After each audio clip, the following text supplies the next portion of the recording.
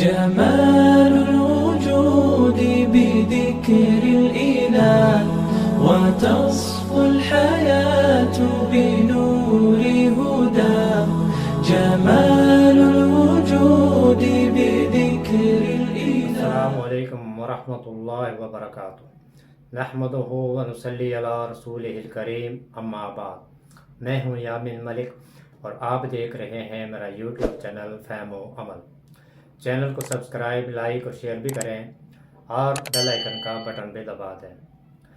گزشتہ سبق میں نے آپ کے سامنے اس آیت کا لفظ مطلب روٹ ورڈ کے حوالے سے آپ کے سامنے رکھا تھا. آج کی اس ویڈیو میں ہم انشاءاللہ اس آیت کا سیاق و سباق کی روشنی میں پس منظر آپ کے سامنے رکھوں گا تاکہ اس آیت کا جو مکمل مفہوم ہے وہ ہماری سمجھ میں آ جائے. وَإِذْ قَالَ مُوسَىٰ لِقَوْمِهِ، جب موسیٰ علیہ السلام نے اپنی قوم سے کہا. یہ جہاں کہیں بھی اس آتا ہے تو میں نے آپ سے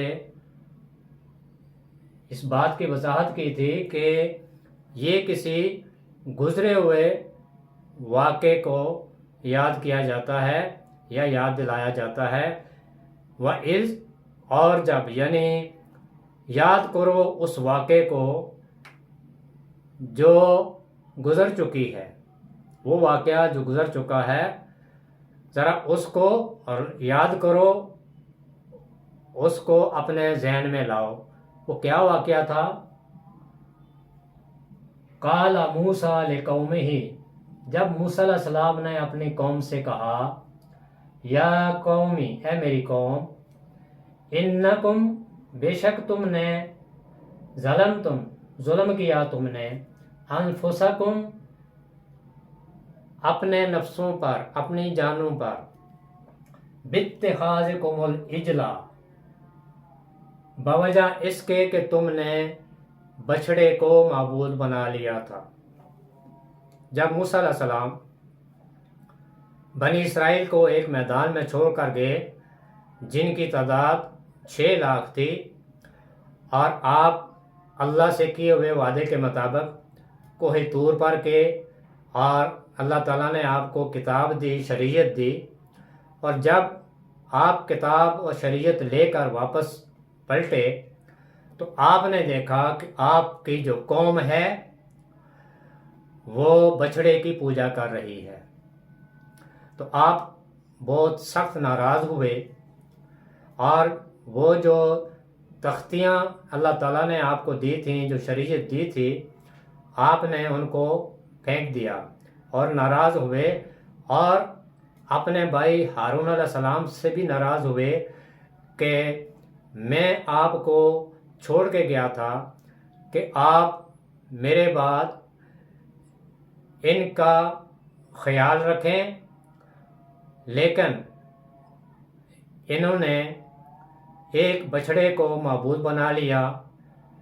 تو ہارون علیہ السلام نے پھر سارا واقعہ بیان کیا کہ کس طرح سے سامری نے ان کو ایک معبود یعنی بچھڑے کی صورت میں بنا کے دے دیا، اور انہوں نے اس بچھڑے کی پوجا شروع کر دی.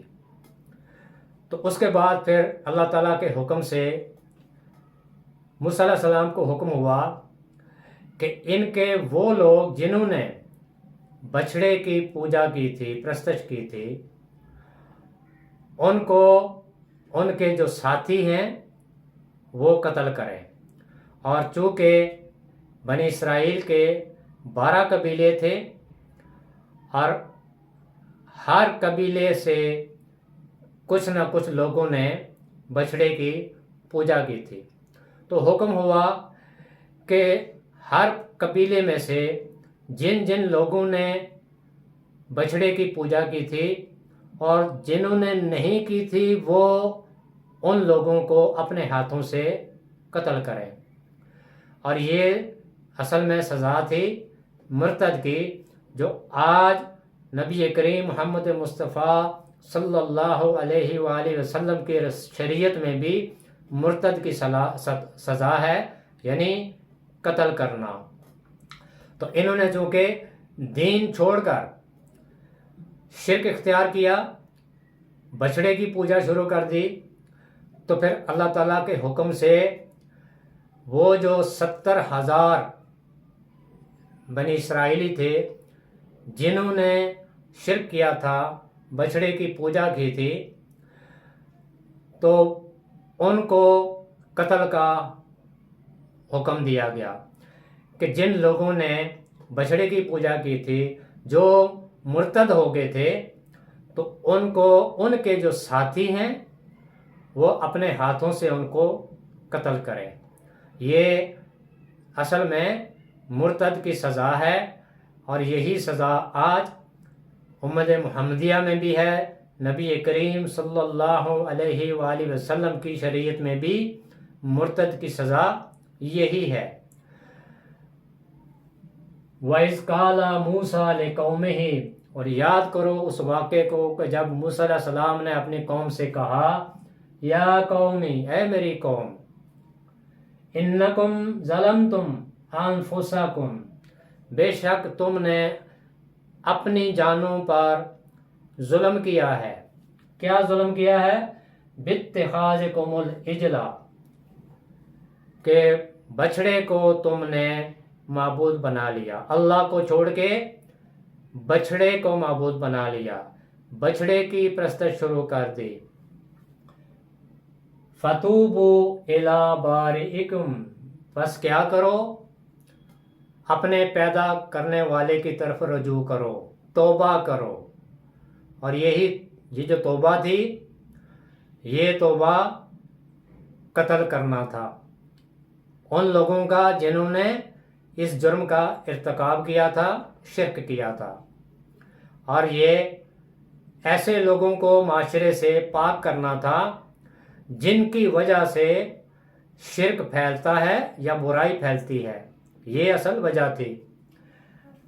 فتوبوا الی بارئکم، بس توبہ کرو، پلٹو اپنے پیدا کرنے والے کی طرف۔ فَاقْتُلُوا أَنفُسَكُمْ، بس اپنی جانوں کو قتل کرو، یعنی وہ لوگ جنہوں نے بچڑے کی پوجا کی تھی، شرک کیا تھا، ان کو قتل کیا جائے، اور وہ لوگ قتل کریں جنہوں نے شرک نہیں کیا تھا۔ اور چونکہ 12 قبیلے تھے، 6 لاکھ ان کی تعداد تھی، اور ان میں سے 70,000 بنی اسرائیلیوں کو قتل کر دیا گیا تھا جو مرتد تھے۔ ذالکم خیر لکم عند بارئکم، یہ کیا؟ یعنی یہ مرتد کی جو سزا ہے، یہ قتل کرنا ہے، خیر لکم، یہ تمہارے لیے بہتر ہے، عند بارئکم، تمہارے پیدا کرنے والے کے پاس۔ کس طرح سے بہتر ہے؟ یعنی برائی کو جڑ سے ہی اکھاڑ پھینکنا۔ جن لوگوں کی وجہ سے یہ جو شرک پھیلا، بچڑے کی پوجا کی گئی اللہ کو چھوڑ کر، تو ایسے لوگوں کو معاشرے سے نکال دینا، ان کو قتل کر دینا، تاکہ معاشرہ پاک ہو، اور پھر لوگ دیکھ کر عبرت پکڑیں اور آئندہ کے لیے ایسا گناہ نہ کریں۔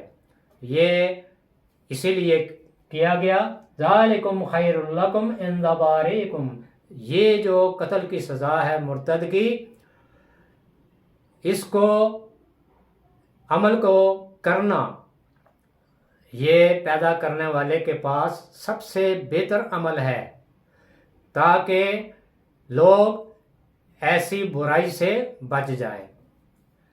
فتاب علیکم، تو پھر اس کے بعد اللہ تعالیٰ ان پر مہربان ہوا، اللہ تعالیٰ نے ان کی توبہ قبول کی۔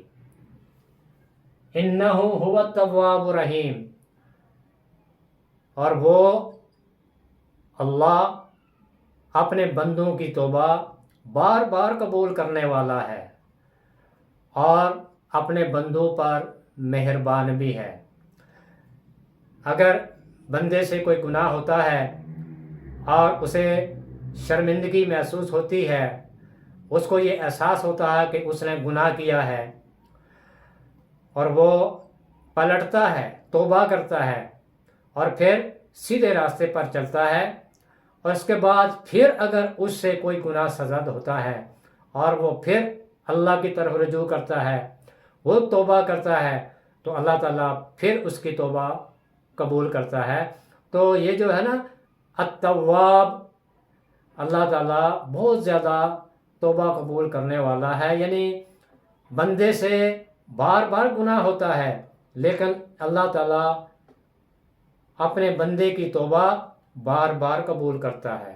اور اس کا مطلب یہ نہیں کہ اگر اللہ بندے کی توبہ قبول کرتا ہے تو پھر جان بوجھ کر گناہ کیے جائیں یا غلط راستے پہ چلا جائے۔ ہاں، غلطی سے اگر کچھ ہو اور پھر اب احساس ہو، شرمندگی ہو، تو پھر اللہ کے آگے جھکا جائے، توبہ کی جائے، تو اللہ تعالیٰ اپنے بندے پر مہربان ہوتا ہے اور وہ توبہ قبول کرتا ہے اور بار بار توبہ قبول کرتا ہے۔ تو یہ اس آیت کا پس منظر تھا، کیونکہ سیاق و سباق کی روشنی میں اگر آیت کا پس منظر سامنے نہ رکھا جائے تو پھر مفہوم صحیح طرح سے سمجھ نہیں آتا۔ تو اس آیت میں اصل میں بنی اسرائیل جن کو موسیٰ علیہ السلام مصر سے لے کر فرعونیوں سے نجات دلا کر لے کر گئے تھے، تو ان کے اندر جن لوگوں نے پھر دوبارہ شرک کیا تھا، تو اللہ تعالیٰ نے موسیٰ علیہ السلام کو حکم دیا کہ جن جن سے یہ گناہ سرزد ہوا ہے، جنہوں نے یہ شرک کیا ہے، ان کو قتل کر دیا جائے، یعنی جو مرتد ہو جائیں، اسلام کو چھوڑ کر اور کوئی دین اپنا لیں، کوئی اور مذہب اپنا لیں، تو ایسے لوگوں کی سزا قتل کرنا ہے، یعنی یہ مرتد کی سزا ہے۔ تو جس طرح سے موسیٰ علیہ السلام کی شریعت میں مرتد کی سزا قتل کرنا تھی، اسی طرح سے آج بھی اگر کوئی دین اسلام کو چھوڑ کر کوئی اور مذہب اختیار کر لے تو اس کے لیے بھی حکم یہی ہے کہ اسے قتل کر دیا جائے۔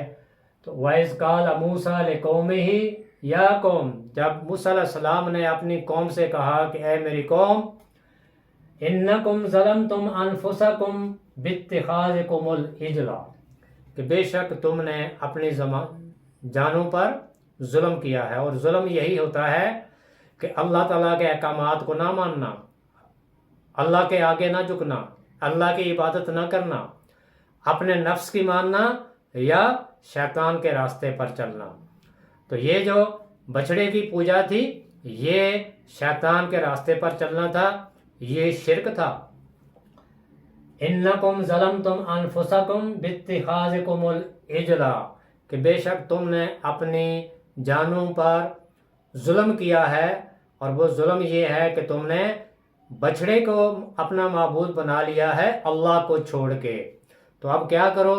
فَتُوبُوا، پس توبہ کرو، إِلَىٰ بَارِئِكُمْ، اپنے پیدا کرنے والے کی طرف، یعنی اس کی طرف رجوع کرو، اور اپنے گناہوں کا اعتراف کرتے ہوئے اپنے پیدا کرنے والے سے معافی مانگو، اپنے گناہوں کی معافی مانگو۔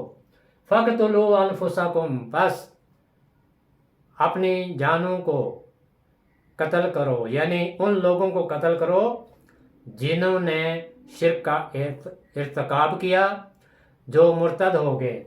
ذَلِكُمْ خَيْرٌ لَكُمْ عِنْدَ بَارِئِكُمْ، یہ عمل تمہارے پیدا کرنے والے کے پاس زیادہ شرف کے قابل ہے، تاکہ برائی جڑ سے ہی نکل جائے۔ فَتَابَ عَلَيْكُمْ، تو اس کے بعد اللہ تعالیٰ ان پر مہربان ہوا، اللہ تعالیٰ نے ان کی توبہ قبول کی۔ إِنَّهُ هُوَ التَّوَّابُ الرَّحِيمُ، بے شک وہ اللہ اپنے بندوں کی توبہ قبول کرنے والا بھی ہے اور اپنے بندوں پر رحم کرنے والا بھی ہے۔ اللہ تعالیٰ مجھے بھی اور آپ کو بھی قرآن کی ان آیات کو لفظ لفظ سمجھ کر اور ان کے سیاق و سباق کے مطابق ان کا پس منظر سامنے رکھ کر ان کا مفہوم سمجھنے کی توفیق عطا فرمائے۔